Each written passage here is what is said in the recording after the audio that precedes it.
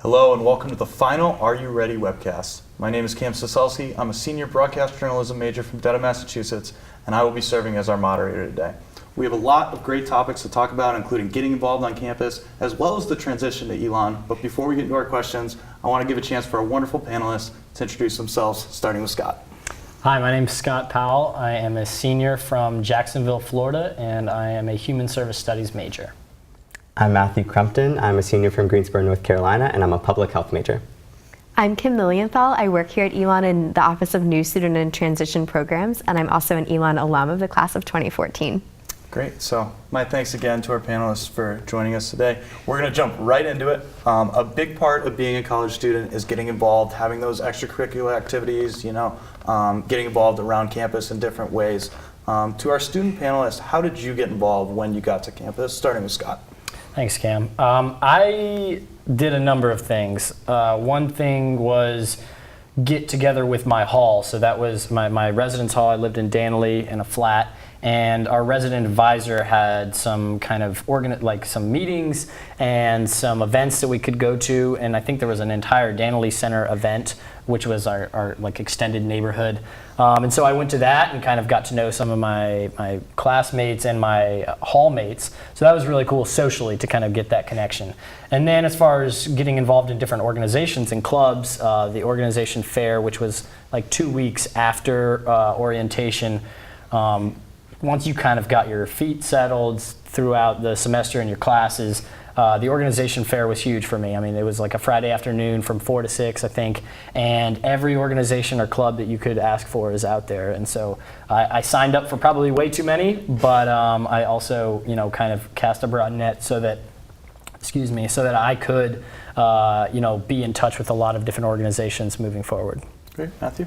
Yeah, I'd definitely say organization fair is probably the biggest part of my Elon experience trying to getting involved. But also my Elon 101 course was actually really big for me as well. My TA, who was really helpful, connected me to a lot of different resources and even other professors who were willing to help in my major, kind of get me more involved and kind of get the wheels turning before organization even started. So when organization fair came around, I kind of knew which table to go to and where I really wanted to sign up and even find out more about those organizations as well. Excellent. So organization fair, Elon 101 class. Kim, can you speak to more of the resources that the university has for students to get involved?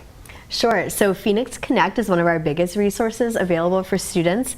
Phoenix Connect is our online platform for all clubs and organizations on campus. So everyone who has an Elon username and password can log into Phoenix Connect, and you can look day to day to see what events are happening across campus. You can sort and filter by what you're interested in. Like if you want to go to something that's specifically about service or is out in the community, or something that's a cultural event like a play or a concert, you can sort by that. You can also sort by things like, will there be food or will there be t-shirts available? So you can really find whatever it's going to take for you to get in the door. And our student organization presidents are really good about posting events and meetings that they're having for their organizations and make sure that those are open to everyone, so you can feel confident walking in to something knowing that other people are going to be there, and it's a university-wide event. Excellent. And how can students, you mentioned they use their Elon login to access Phoenix Connect? Yep. So if you check out the student involvement website at Elon's website, and you can find a link to Phoenix Connect, you'll be able to log in with your username and password and create an account that way and start indicating what you're interested in, so you can start looking for those events and the organizations that you want to join. Fantastic. So a lot of different ways to get involved on campus, but the question is why? Why did you guys get involved in coming to Elon, and why is it important to be involved on campus? Matthew? I think getting involved in Elon is just it's the campus's nature. Everyone is highly involved in just about every different aspect of campus, whether it be working a job on campus or running an organization. There are different ways you can get involved. Even the smallest bit, like volunteering for a few hours a week, maybe at the Boys and Girls Club, are also really great options. So I just think for me, it was just kind of everyone was already doing it, and so it was like everyone was so involved and so eager to do it. It kind of just made it simple and easy for me to also get involved in different organizations on campus. Great. Scott or Kim, anything to add about the importance of involvement? Yeah. I would definitely second what Matthew said. It seemed like, especially at Org Fair, I mean, everybody's out there with their organizations, and so it's kind of cool to see the different stuff that people do and why they do it. Why I got involved, I was trying to, look back on sophomore year, and it was really, because I was a transfer student, so sophomore year was my first year at Elon after transferring from a different institution. And really why I got involved was to try to connect what I was pursuing academically and professionally with what I do in my free time, kind of my extracurricular. So to give you an example, I'm a human service studies major, and I was really interested in getting involved in Elon Volunteers, which is the large service organization on campus, which Boys and Girls Club is a part of, as Matthew mentioned. And so that was kind of a goal of mine, to get involved with them and to see how that could correlate with how I'm growing in my professional life and in my academic classes. That's a big part of why I got involved. Fantastic. Kim, can you speak to why it's important for students to get involved on campus, and maybe what you've seen out of students who are quite involved? Yeah, I think one of the main goals for students getting involved in campus is to be able to connect really deeply with the people who care about the same things that they care about. You'll find that in your major, but it becomes even more powerful for you if you're also finding it outside of the classroom. I think how Scott described his experience of trying to actively pursuing an organization that he knew aligned with your academic and professional goals is really important, but it also just gives you so much space to pursue the things that you really care about. So if you're not a music major, but you absolutely love singing or playing an instrument or whatever it may be, you still have time to really nurture that hobby, which is so important to your holistic development as a person, and just your ability to feel like Elon is really your home, and it's providing things for you to do that nurture every part of who you are, not just the academic component.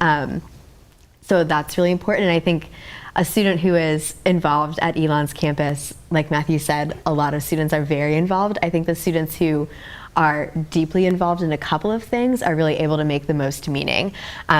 So what we kind of talk about with students their first year is absolutely go to the organization fair, sign up for things you're interested in, but after attending a couple meetings, kind of decide what 2, 3, maybe 4 things you really care about and you're going to be able to commit to.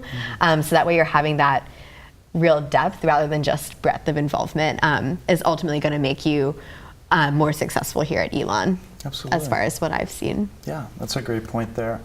So over 250 organizations on campus, so plenty of ways to get involved. But before getting involved, you need to transition to the university first and settle in a little bit. To Scott and to Matthew, can you talk a little bit about what your first few days at Elon are like? I was a transfer student, as I said, so my orientation was a little bit different than Matthew's. But to my benefit, they did a really good job of the transfer orientation group did a really good job of putting us in together with all new students, including the first years, but then also kind of separating us for certain academic pursuits and different activities that would be more suited for the transfer students who have already been through a year of college. So I remember going to certain events where all the students were there and going to certain events where it was just us and our little transfer orientation group. They had specific OLs, or orientation leaders, for our transfer group, and that was really cool. I thought they did a really good job of accommodating people who were already coming from a previous institution. That's my experience, and I to speak to the greater orientation, which is all new students, which Matthew can probably speak to better. I thought it was really good, and there were lots of social events, but also kind of events geared towards academic and professional pursuits. Socially, though, I mean, those first few days, everybody's anxious and nervous and wants to kind of meet new friends and connect with people, and so I think that's what was most important for me, is to have those events in place there, to meet people who I was going to live with, people who I was going to interact with on a daily basis, because socially, when I was coming into Elon, that's what I was looking for, is that connection with people. Excellent. Yeah, I definitely agree. The first few days are definitely hectic. Every minute is pretty much filled with meeting new people, doing different things, setting up your room, making sure your parents are okay as they leave you. But after the first move-in weekend, it's a little bit more relaxed, and you get a chance to really get to know some of the people that you're going to be living with as well. I definitely think my Elon 101, the TA in that class reached out to us early before classes even started and kind of just helped us all get to know each other more than like just a surface level. So when we all went into class, we kind of knew each other because we were all in the same major. So we went pre-med. So we were all just already talking about different classes we were going to take and stuff like that. So that was pretty much what was like the first few days, and getting to know the campus as well, and kind of again spinning the wheels of what you want to really get involved in your time here. So. Fantastic. So the Office of New Student and Transition Programs oversees the entire opening weekend anyway, and more specifically the Office of New Student Orientation. Kim, can you speak to some specific resources that are available that orientation weekend? Yeah, so the first 4 days that a student is on Elon's campus, they'll be pretty busy going through orientation activities. You're going to be placed in a small group with about 15 or 18 peers plus an orientation leader who's going to be an upper class student, usually a sophomore or a junior, and that student is going to be one of your primary resources throughout those 4 days and beyond through the rest of the semester as well, as far as answering questions, making sure you're comfortable finding the dining hall, finding your classes, and there's also a lot of really purposeful learning integrated into orientation, so figuring out who you are, why you're here, and where you want to go while you're at Elon. There's a lot of space for reflection and for planning and goal setting while you're going through orientation, as well as like Scott and Matthew were talking about, tons of opportunities to meet new people, get connected with specific resources on campus that you know you're going to need later on, whether that's student health and wellness or academic support, tutoring, things like that, are all things you're going to learn about during orientation. And Matthew's mentioned a couple of times Elon 101, which is our academic advising class that most incoming first year students take. And your orientation group, that group of peers you're with, is going to be your same class throughout that whole Elon 101 experience, which is another great way to just establish a community, but also have that longer term commitment to your transition throughout the first semester. We know that the transition doesn't just happen. It's not easy. We know it isn't over after orientation's over. So really trying to build in a lot of opportunities for students to keep growing and thinking and figuring out what they want to do while they're here on campus, and how Elon's going to be able to best support them in that experience. Fantastic. And that's actually a great segue to my next question for our student panelists, and it's a big one. When did Elon really feel like home for you? And we could start with Matthew for this one. Wow. Big question. I think it really hit me that it was home the first break, so Thanksgiving break, when I actually went back home. It was, I really missed my friends. I really missed just being on campus and having the access to everything that you really need. I think that's when I realized it was home, and being involved in organizations for about a month and a half at that time really just made it feel like I just really needed to be here at that point. So yeah, I think by Thanksgiving break it really feels like home. That's a good question. One moment where I started to feel like home was during fall break, which is about mid-October. We get a couple days off. And I had gone on an alternative break, which is a part of Elon Volunteers, the service organization I was mentioning, and where we went to a Native American reserve in North Carolina. And it was like 10 students and 2 staff and faculty members. And I just felt such a deep connection to the people there. And so by the time we went back after we were on that 4-day program, it just didn't feel like I was going to a foreign place. It felt like I was going home because of the connections that I had made on that program. So that's one moment where I felt like that was a solidification of this being home for me. There are, for me, a lot of small moments that kind of compile into a long-term feeling of this is where I'm supposed to be, and not as much one breakthrough moment. But that's one example. Awesome, great. So we've mentioned some resources already to aid in the transition. Matthew, obviously, you've talked about Elon 101, you've talked about the organization fair. Are there any other resources that stick out as really helping your specific transition, Scott? Yeah, absolutely. Academically, that was huge for me. We had a specific academic advisor who was dedicated to transfer students, and she had like 90 kids on her case, I think, that one fall. But she was unbelievably helpful to me. Kathy Ziga, I'll always remember her. And she was just very dedicated to helping me figure out what I wanted to do. So I truly think that anybody who is looking to further themselves professionally and academically has that resource there in the academic advising office.